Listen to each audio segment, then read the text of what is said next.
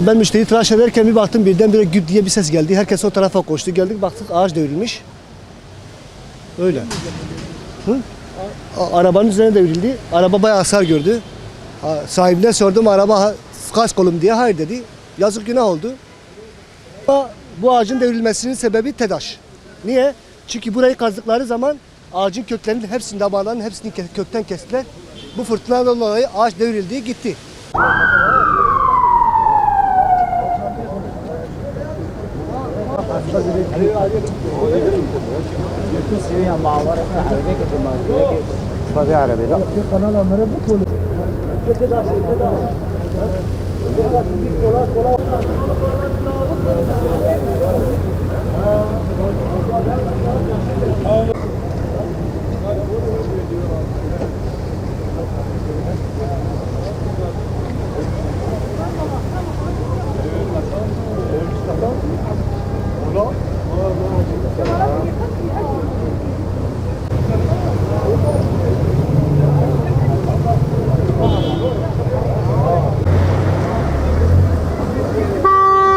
Aracı buraya park etmiştim ben.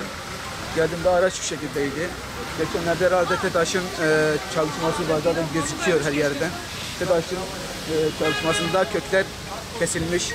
Kökler kesilince de ağaç güçsüz kalarak rüzgarın gelmesiyle aracın üzerine devrilmiş. Yani mağdurum, gözüyorsunuz. Zararınız ne kadar var?